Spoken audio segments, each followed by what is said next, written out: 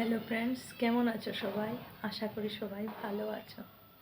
অনেক দিন হলো তোমাদের সাথে আমার কথা হয় না, কারণ মার্চের 1 তারিখ আমার জীবনে যে ঝড় নেমে এসেছিল, আমার জীবনটাকে পুরো তুড়পাড় করে দিয়েছে।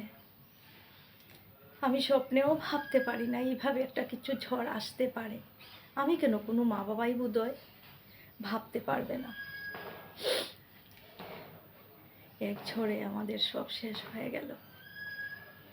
অনেক কষ্ট হচ্ছে, কি করব, বাঁচতে তো হবে। ছোট একটা ছেলে আছে, ওকে তো আর ফেলে রাখতে পারি না।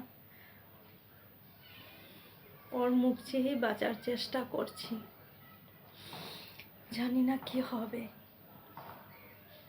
এই বিপদের সময় তোমরা আমার পাশে ছিলে, আমাকে অনেক সান্ত্বনা দিয়েছো, সাহস জুগিয়েছো, তার জন্য তোমাদেরকে অনেক ধন্যবাদ।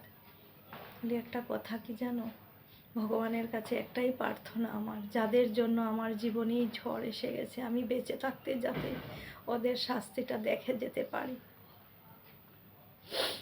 একটা সন্তান বড় করা যে কি কষ্টের, সেটা যারা বড় করে তারাই বুঝে। 20টা বছর ধরে আমি তিল তিল করে গড়ে তুলেছি আমার সন্তানকে, আর এক ঝড় এসে না আমার সব কিচ্ছু তুলপাল করে দিল। এই বিপদে তোমরা পাশে ছিলে, তার জন্য আবার বলছি অসংখ্য ধন্যবাদ।